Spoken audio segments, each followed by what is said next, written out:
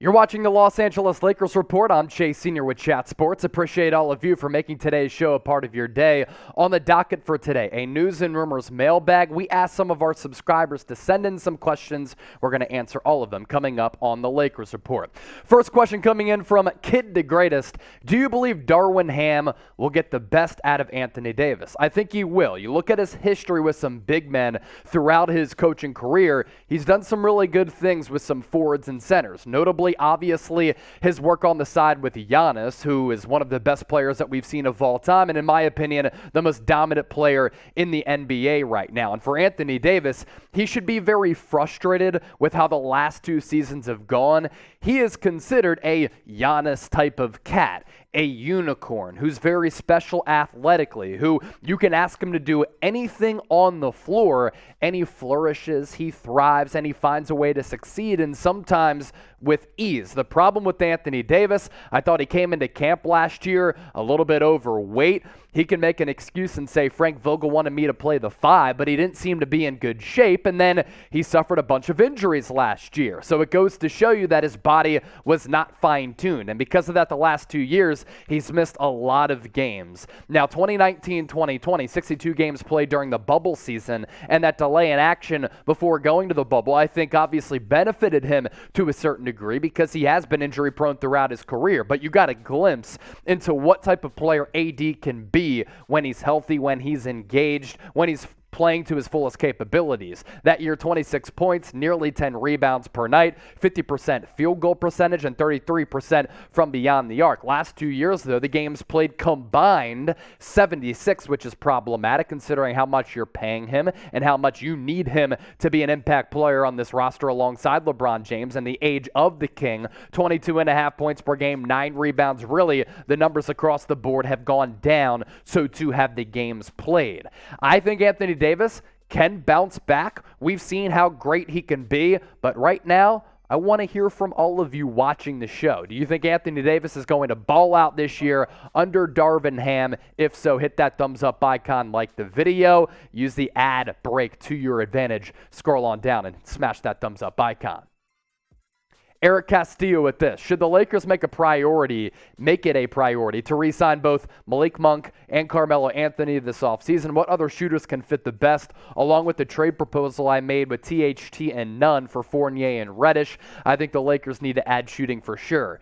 They need to add shooting. They need to add athleticism. They need to add youth. And for the focus of this conversation, let's focus in on the latter portion of that, the youth. Because of that, I'd put my focus on Malik Monk as compared to Carmelo Anthony. I think he is the player who you'd want to bring back and give some money to, maybe even more money to than what you signed him to last year on that short-term deal, because I thought he had a really good campaign last year for LA. As the minutes went up, the points per game production increased as well, but even with more field goal opportunities, the field goal percentage and the shooting splits also increased. For a rotational guy who can give you 20 to 30 minutes per night, athleticism, he can put the ball on the floor a little bit, create for himself, throw down some dunks, get to the rim. And also, because of that length, he can alter some passing lanes. If he's playing 20 to 30 minutes per night and he's knocking down about 47% of his shots, 39% from beyond the arc, that's a lot of value, especially with what you're probably going to pay him and what you paid him last year. As for Carmelo, this isn't a slight on one of the greatest offensive players that we've ever seen. Carmelo Anthony for the Lakers last year was really, really good. And in the early portion of the year, you're like, okay, could he be in the running for Sixth Man of the Year? Now, he tailed off a little bit, but considering his age, 13 points per game, he's evolved this game to become a high 30s from deep type of shooter, 44% from the floor. I actually thought his defensive effort was the best that it's been in moments in a couple of years. Carmelo Anthony can help you off the bench. I just want to get more springy. I want to get more youth, and I want to get some younger guys in here. I'd focus my attention on Monk for those reasons.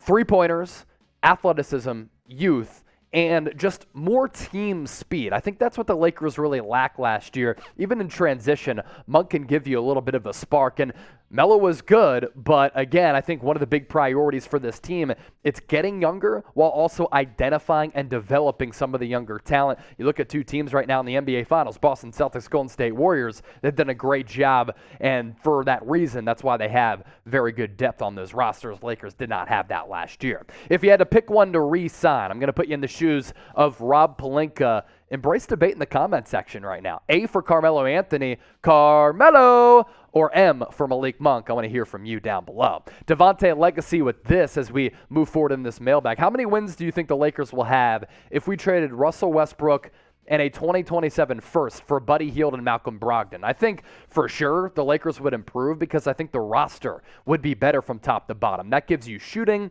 That gives you a steady playmaker in Malcolm Brogdon. I think the offense gets better with Russell Westbrook no longer being on this team because he has to get involved. He has to get shot opportunities and have the ball in his hands, and I'd like to see more ball movement for the Lakers this year. I think the team would improve a lot. They wouldn't be one of the worst teams in the NBA like they were last year when they would have secured a top 10 pick. If it wasn't for trading that pick away to the New Orleans Pelicans, the roster would fit better, make a lot more sense, and even with LeBron James getting older, he's still playing an elite brand of basketball. I'm saying 48 to 50 wins if you end up making that trade to bring in Buddy Hield as well as Malcolm Brogdon. If you want to be featured on one of our mailbags right here on the channel, you have to be subscribed to us here on the Lakers Report because we pose our mailbag calls on our community tab. Look, we're approaching 50,000 subs. We're pushing out videos almost every single day, covering the latest Lakers news and rumors. If you want to stay in the know with all things purple and gold, make sure you subscribe to the channel, and then you have an opportunity to get featured on some of our mailbags. Hangry Hippo with this question: should the Lakers trade for Patrick Beverley since he said he'd join LeBron if he was a free agent? I'm a big Patrick Beverley fan. I think the intangibles that he gives you, the effort, the enthusiasm, how he gets his teammates juiced up as well as the crowd, and just his overall defensive tenacity and intensity are really valuable assets in a offensive happy NBA right now. Now, from a scoring perspective, he's not going to blow you away. He's left open a lot from the perimeter for a reason because other teams don't get threatened by his ability to put the biscuit in the basket from deep. 9 points per game, 4.5 assists. But what you focus in on is the defense. He puts his hands in passing lanes. He can really just allow and cause your offense to not be as engaged. He doesn't allow you to find a rhythm in some one-on-one matchups because even though he is a guard, he can guard some taller players, and he's physical. He'll get up in you, and he ain't scared to do it. I love the dog that comes along with having Patrick Beverley. He is the ultimate hate him if he's your opponent, love him if he's riding with you on your squad. He's a foxhole guy, just like Jimmy Butler is a foxhole guy, a dog you do not want to meet in a back alley brawl. I would love Patrick Beverley on this team because I think he would make a soft team from last year a lot tougher mentally going into this year. Combo guard 134, any cheaper big men worth looking at next to Anthony Davis, whether that be in free agency or trade? Yeah, we have 5 players for you. Yusuf Nurkic is going to be a free agent for the Portland Trail Blazers. So too is Mo Bamba, coming off a career year. Really good athlete and found a way to be a more consistent three-point shooter. Because of that, I'm attracted to the idea of bringing him in. I'm interested to see how much he gets paid. JaVale McGee signed that short-term deal with the Phoenix Suns as a backup center. Laker fans know what he brings to the table, winning pedigree and a lot of leadership too. And then 2 trade targets. Rashawn Holmes of the Sacramento Kings, you can trade for him. Bouncy, rim protector, growing offensive game. I'm sure if he was out of Sacramento, a franchise that's been in the doldrums for a long time, he'd be happy to go to LA. And Jackson Hayes is the ultimate buy low, potential nice little added bonus to your roster type of player. It's a former first-round pick who has struggled consistently to live up to those expectations, but rim protection, high flyer, pogo sticks for legs. He can rise up amongst the trees, block some shots, operate a little two-man game, and throw down some highlight reel-worthy alley-oops, couple of trade targets and free agency targets for you. More important to get this offseason. What do you think?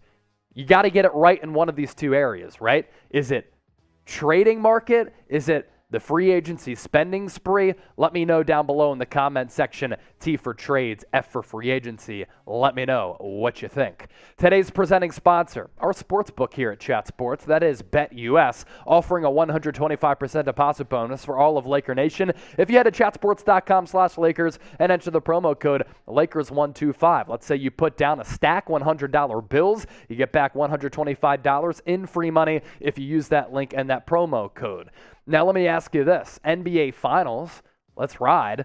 Golden State Warriors, favorites at -4, over-under set at 215. Let me know who you're taking and get those bets in and be bold about it with BetUS. Season 3898, as we continue on in this mailbag, how likely is it that the Lakers actually buy a second-round pick, and what do you think they need to look for? I think it would be smart for the Lakers to bring in some young players via the NBA draft. I think you can get some pretty solid value in that second round.